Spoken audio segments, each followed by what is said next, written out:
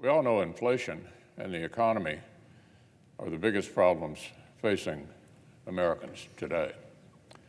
The New York Times released a poll just yesterday showing a full 93% of working-age Americans are dissatisfied with the state of our economy. We are a big and a diverse country. 93% of Americans hardly ever agree on anything. But Democrats are unifying the country in unhappiness at the dark path down which they've taken our economy. Monmouth University released some data explaining why Americans are feeling so sour. 42% of Americans are struggling to stay afloat financially. That's the highest rate ever in this poll's entire history. Even higher than the darkest days of the COVID pandemic. 63% of Americans name economic issues as their chief concern. And they know who to blame for their misfortune: President Biden and congressional Democrats, who plowed $2 trillion into our economy last year and created the highest inflation in 4 decades.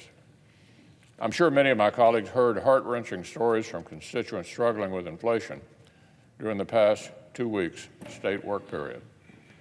I certainly did in Kentucky, where the average household now spends more than $500 more a month than they did before President Biden took office. At a meeting with home builders in northern Kentucky, local employers told me their businesses were poised to slow down dramatically. For 2 years, they struggled as Washington Democrats exacerbated supply chain hiccups and worker shortages with freewheeling spending policies. Now, as the Fed tries to rein in inflation by hiking interest rates, homebuyers have to contend with the most expensive borrowing environment in over a decade. Home builders foresee their industry literally stalling out.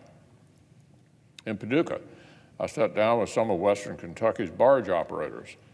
Like the home builders, they're concerned with the ongoing worker shortages, inflation, and of course, spiraling fuel costs. They also rightly worried that power outages could hit the Commonwealth in the coming months. Washington Democrats pursued environmental goals crafted by activists with no sense of how the real economy functions. They sidelined power plants that use cheap, reliable energy sources without acknowledging that shortages would occur when the wind doesn't blow or the sun doesn't shine. Independent electricity reliability experts have been sounding the alarm that two-thirds of the United States could endure electricity blackouts this summer. Then, Kentucky's ongoing labor shortage hit home during a meeting with bourbon distillers in our famous Bluegrass region.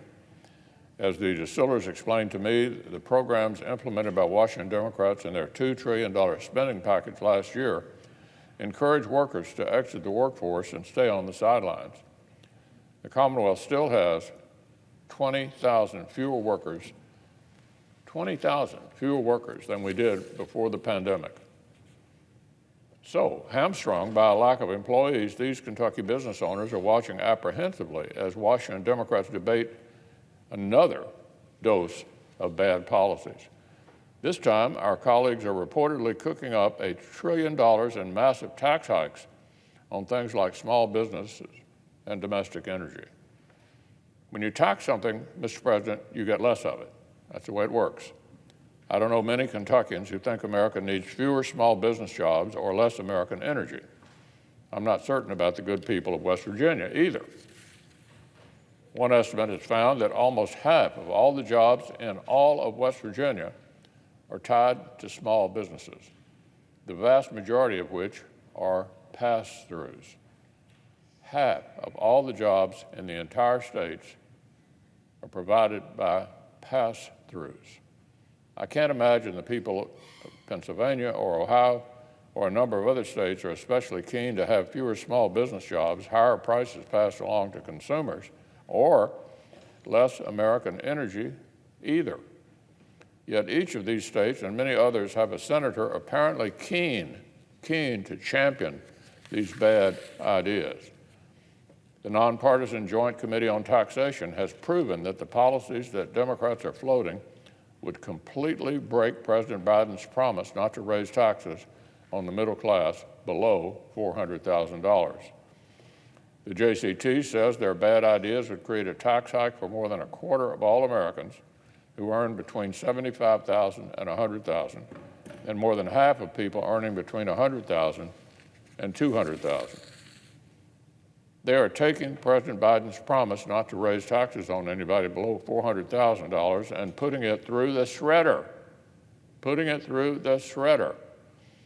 This all-Democratic government has already spent America into runaway inflation.